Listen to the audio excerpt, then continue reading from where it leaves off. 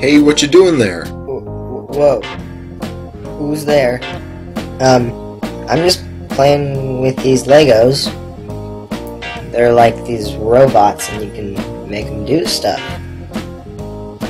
Looks like you're a great engineer. What? An engineer. You're doing a great job engineering. I'm not engineering. I'm just making this Lego robot. Whoa, where'd you come from? You may think you're just playing with those Legos, but you're actually demonstrating important skills when it comes to applying technical and scientific knowledge and utilizing natural laws and physical resources in order to design and implement materials, structures, machines, devices, systems, and processes that realize a desired objective and meet specified criteria. What? Engineers make things that make our lives better. Like what types of things do engineers make? Well, engineers help design and build your house. Many parts of cars, trucks, or buses you may ride in, or even your bicycle, scooter, rollerblades, or skateboard, are thanks to engineers. So, if I want to be an engineer, I just have to build cars and bicycles? That doesn't sound like much fun. No, there are many different types of engineering, like mechanical, biomedical, electrical, computer, and others. I use computers, but what do computer engineers do? Well, they help build your computer.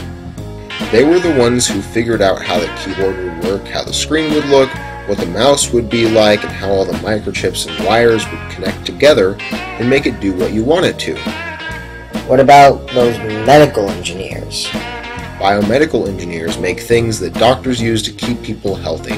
Oh, like if I broke my arm, the doctors might use an x-ray machine to look at it. Did biomedical engineers help make the x-ray machine? Good thinking. Yes, biomedical engineers help to make x-ray machines, and they also make other devices like artificial hearts, hearing aids, oxygen tanks, and sensors that people use all the time to stay healthy. And they make other tools that surgeons use to keep people alive. That's good. It takes engineers a long time to do this, though. It's not usually a quick or easy process. And to help them do their work, engineers use a lot of different scientific and mathematic tools. Cool. That makes sense. So, you do math, right? Yep, all the time. Right, and we use it all the time. But it's especially important for engineers. You know addition, subtraction, multiplication, and division? Engineers spend a lot of time working on very complicated operations and equations to get their jobs done. Science is a huge part of engineering also. This is all science. Physical and natural. So why do engineers need math and science so much? Well, there are a lot of different things mathematicians and scientists use that are also very helpful when engineering. There are certain terms and scientific laws that engineers have to know and work with when designing or building something. For example, friction. Yeah, friction's like when things move past each other. Or when they don't. See, something like friction is important for cars or Lego robots. The tires on a car or a Lego robot are specially made to have enough traction or friction so that the car can move when the driver wants to speed up and help it stop when the driver pushes the brakes. If there's no friction, the car can't go or stop. It's not very useful or safe. These are things that engineers keep in mind when solving different problems or making cars. They are also things you think about when making Lego robots. And none of that would even work if it wasn't for rotation. When objects rotate, they spin basically. When tires rotate, thanks to the engine or motor, they spin against the ground and there is enough friction that the rotation is able to move the car forward. When you're playing with Lego robots, the motors do the same thing. They make the tires spin and they can go forward. Where does all the power or energy come from? All these things don't just work. Tires don't rotate on their own. Exactly. All of this happens when there is a force. A force? When he pushes on the wall, he is exerting or making a force. When he kicks the box, it's the same thing. You see him make that force and it goes into those objects. The same thing happens in the car.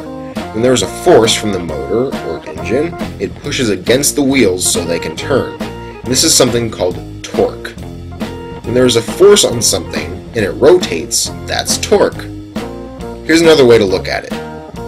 We'll say these two weights are forces. Right now they're balanced. They're the same, so it doesn't move. Right, like when he pushed on the wall. The forces were equal and pushing against each other, so nothing happened.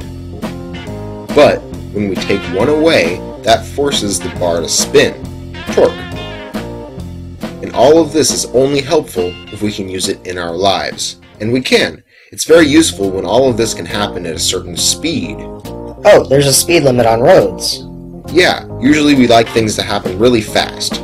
We know the speed of something when we look at how much of something happens and how long it takes to happen. Huh? If you're in a car and you're going really slow, you don't have much speed. You aren't going very far and it takes a long time. But when you speed up, you go farther and it's really fast. Right. Right. Speed is something that engineers need to pay attention to because sometimes they need something to be done really fast, especially in something like biomedical engineering. Because they need to keep people alive. So let's take one last look. In our example with the car, the engine is able to make a force so that the wheels rotate, a torque, and there's enough friction that the car can go. That makes sense. I got it. Engineers use all of these things and many more tools to work, not just making cars, but other transportation and games and buildings and homes. And it's what you use when you're doing something like Lego robots. I'm gonna get back to engineering now.